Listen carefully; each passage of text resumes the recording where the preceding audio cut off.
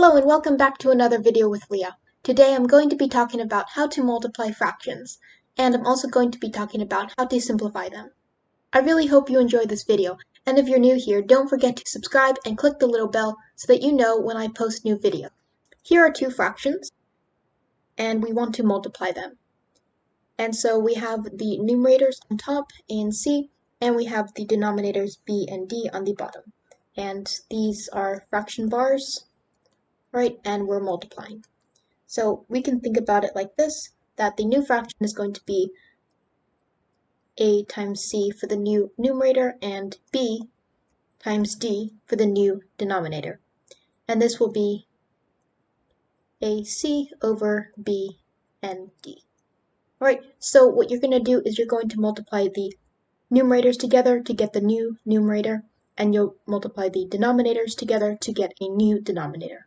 And that's how you multiply fractions. Now let's go over some examples. So for this first one, we have 5/9 times 2/3. And so for our new numerator, we're going to have 5 times 2, which is 10. And for our new denominator, the bottom part, we're going to have 9 times 3, which is 27. Right, going on, we have 3/8 times 6/7. So for our new numerator, we're going to have 3 times 6, which is 18. And for the bottom part, we're going to have 8 times 7, which is 56. Going on, we have 1/5 times 1/4. So 1 times 1 is for the top, which is just 1, and 5 times 4 is going to be on the bottom, so that's 20. So 1/20 is going to be the answer here. And for our last one, we have 2/9 times 1/11. So again, this is going to turn out to a fraction, and we have 2 times 1 on the top, so that's going to be 2, and 9 times 11 on the bottom, which is 99. Right, so 2/99 is going to be our answer for this. Now we are going to talk about simplifying fractions. So I have two sets here. The set in red are equivalent fractions, meaning that all of these fractions are equal. So 1/2 equals 5/10 equals 7/14 is equal to 3/6 and is equal to 2/4. Right, and this can go on, such as 100/200, right, anything that indicates 1/2. Now, you notice that these over here are not simplified, while this one is. Well, how do we know that? Well, let's take a circle, for example, and if I was going to shade in 1/2, right, I would shade in 1/2, okay, 1/2, because there's two parts and there's only one filled in for this one, right? Now, if I was going to shade in 2/4, for example, like this one, this is still going to be equivalent to 1/2, because this means I have 4 parts, right, and I shade in 2 of them. So shading in 2 of them, it is the same thing as 1/2. The only difference is that 2/4 is not simplified. Here we have another set of equivalent fractions. So these are all equal, right? And their simplest form is 1/3. Right, so we have 3/9 is equal to 1/3, is equal to 8/54, is equal to 9/27, and is equal to 7/21. And this can go on, as long as you have that fraction that has its simplest form as 1/3. So for example, if we break the circle up into about 3 parts, right, so if for this one I shade in 1/3, so 3 parts, and there's only one shaded in, well, this would be the same thing as saying, for example, 3/9. And we just have to break the circle up into 9ths now. Now the circle has 9 divisions, and we're going to shade in 3 of them. So if we do that, well, we have 1 slice, 2 slices, and 3 slices. And this is the same thing as 1/3. Right, so that's what we mean by equivalent fractions. They're equivalent, but they're not all in simplest form. And simplest form just means that we have the smallest numbers possible, while the ratio or the fraction is still equal to the rest. Now I'm going to talk about how to simplify fractions, right? And we want to keep in mind this thing called the greatest common factor. And so how this works, for example, if we have 10/15 and we want to simplify this, well, we are going to think of the factors of 10, and we're also going to think of the factors of 50, right? So factors are what you multiply in order to get the product. So for example, in this case, 10 would be the product, and 10, well, we know that we can get 10 by multiplying 2 times 5. We can also get it by multiplying 1 times 10, right? And so 2, 5, 1, and 10 would be factors of 10. Now let's find factors of 15. So 15 is the product. And so how do we get 15? Well, we have to see what factors it has. So to do this, we would see what we would need to multiply. Now with 15, we can get that number by multiplying 1 times 15, or we can get it by multiplying 3 times 5. And notice we're only working with whole numbers here. Now the factors for 15 would be 1, 15, 3, and 5. And the greatest common factor would be the largest factor that these have in common. So now we're comparing the factors from 10 and the factors from 15 and choosing the largest one. So let's see which ones they have in common. So starting with this one, so 2, well 15 doesn't have 2, so that's not a common factor. 5, yes, both have 5, so this would be a common factor. 1, yes, both have 1, so this would be another common factor. 10, they both don't have 10, so 10 is not a common factor. Alright, so our common factors then are 1 and 5. And our greatest common factor is going to be the larger of these factors, which is 5. Now that we found our greatest common factor, we are going to divide the numerator and the denominator by the greatest common factor. And so what this is going to look like is 10 divided by 5 and 15 divided by 5. Right, so for the top part, 10 divided by 5 is 2, and 15 divided by 5 is 3. And so this tells us that 2/3 is the simplest form of 10 over 15. Now let's practice this again with 24 over 45. And we want to write this in its simplest form. So to do this, well, we need to find the factors of the numerator and of the denominator. And then we have to find the greatest common factor. So let's start with the factors for 24. So 24 can be equal to 1 times 24. It can be equal to 2 times 12.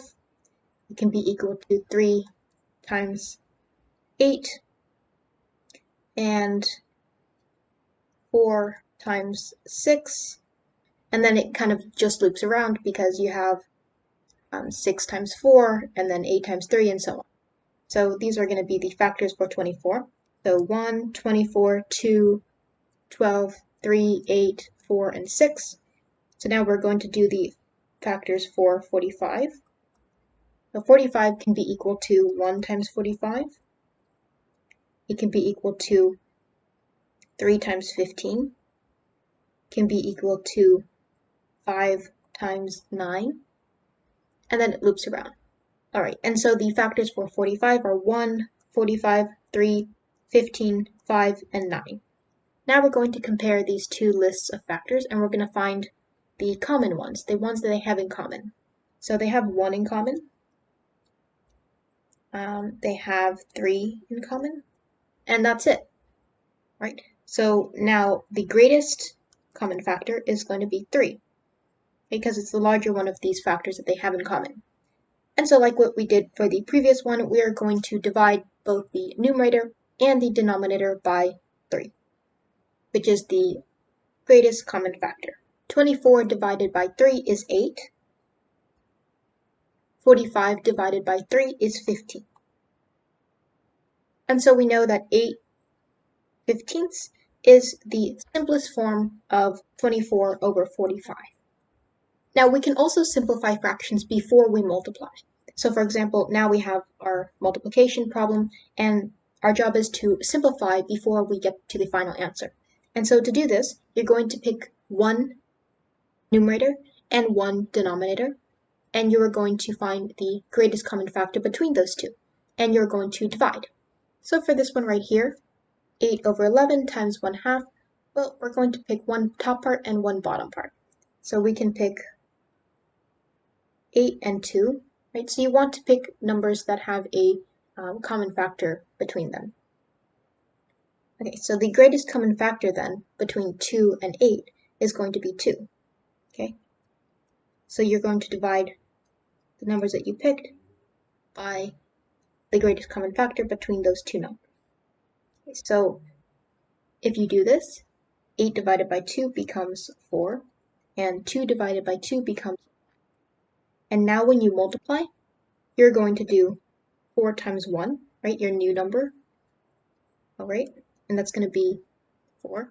And then for the bottom part, well, you're going to do 11 times 1, which is going to be 11. So 4 over 11 is going to be the answer for 8 11ths times 1/2.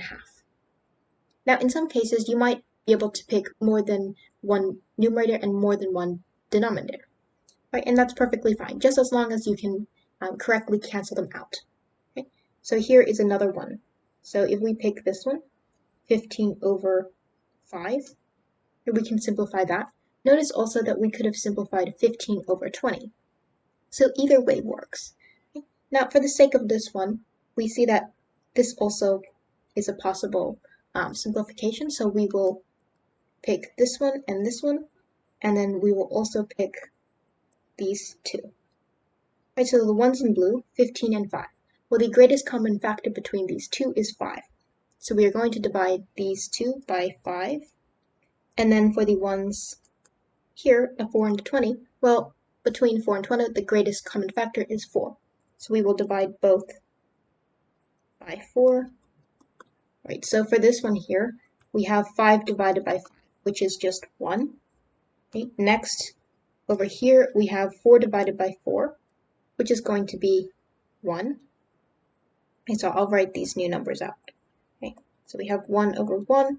And then for the left part, well, 15 divided by 5 is going to be 3. So we have 3 here. And our last one here, 20 divided by 4 is 5. Okay, so we will write a 5 here. And so our new fraction looks like this, after we simplify the fraction before multiplying to get our final answer. Now we have two fractions in their simplest form, and we will multiply. So to do that, we'll do 3 times 1, which is 3, and we'll have 5 times 1, which is 5. And so 3/5 is the final answer, and as you see, it is in simplest form because we simplified before multiplying. Alright, so here's some more practice, and the goal is to have our final answer in simplest form. So for our first one, we have 6/12 times 1/4. Well, we can simplify 6 over 12 to 1/2, right? The greatest common factor between 6 and 12 is 6, so we can divide like this, right? So on the top, we would have 6 divided by 6, which is 1, and on the bottom, we would have 12 divided by 6, which is 2. Okay, so 1/2. And so this comes out to be, well, for our numerators, we have 1 times 1, which is 1, and we have, for our denominators, we have 2 times 4, which is 8. Okay, so 1/8 is the answer here. Next, we have 11/15 times 5 over 11. And if you haven't noticed already, the multiplication sign and a dot are the same thing. They both want us to multiply. So we can see if we can simplify this, either in the same fraction or between fractions. So we see here if we pick 11 and 11, so one numerator and one denominator, the common factor between them, the greatest common factor between them is 11. So we are allowed to divide both of these by 11. And next we compare 5 and 15, and we see that the greatest common factor between these is 5. Okay, so we will divide both by 5. Alright, so let's do our division. So 11 divided by 11 is just 1. Same thing down here. Right, 5 divided by 5 is 1, and 15 divided by 5 is 3. Now we use our new numbers to get our answer. So on the top we have 1 times 1, which is 1, and on the bottom we have 3 times 1, which is 3. So 1/3 is the answer for this problem. Alright, next we have 8/12 times 3/5. Let's see if we can simplify any of this. So we can either simplify these, or we can simplify this fraction. Let's simplify this fraction. The greatest common factor between 8 and 12 is 4, so we can divide 8 by 4 and 12 by 4. Right, and we will get a new value. So 8 divided by 4 is 2, and 12 divided by 4 is 3. Now, for this one, right, if we pick this one and this new number, we can see that the greatest common factor between these is 3. So we can go ahead and divide by 3. So you are allowed to keep simplifying as long as you use the correct number. Right, so for this one, 3 divided by 3 is 1, and 3 divided by 3 is also 1. So in our new fraction, we have 2 times 1, which is 2, and then the bottom, well, we have 1 times 5, which is 5. So 2/5 is our answer. So now let's multiply 3 fractions. So the same rules apply, right? Our new numerator is going to be just 1 times 2 times 6, and our denominator is going to be 4 times 3 times 10. Right, now when we simplify, it might be possible we follow the same rules. Right, so let's take a look at this. So we're looking at the numerators and we're comparing them to denominator. We see here that between 2 and 4, we can get the greatest common factor of 2, so we can divide both by 2. For 3 and 6, well, we know that the greatest common factor between these is 3. Our new numbers, well, 4 divided by 2 is 2, 2 divided by 2 is 1, 3 divided by 3 is 1, 6 divided by 3 is 2. Right, and we're just going to multiply our new numbers to get our new numerator. So on the top, we're going to have these, so that's 1 times 1 times 2, which is 2. And on the bottom, we're going to have 2 times 1 times 10, right? And so that is 20. And we can simplify one more time, because 2 over 20 is not yet in simplest form, so we can divide by the greatest common factor, which is 2. Okay, and that will give us 1 over 10. Okay. And we could have simplified these, so the 2 right here, if we divided by 2 here and here, right, we would have got in our final answer 1 over 10 as well. Alright, so as you can see, to get the final answer in simplest form, it doesn't really matter whether you do it after you multiply or before you multiply. You're still going to get the same answer. Right answer in simplest form. So we have 6 over 11 times 22 over 24 times 8/13. So this one is one that you can try on your own, right? And if you want, you can comment down below and tell me what you got.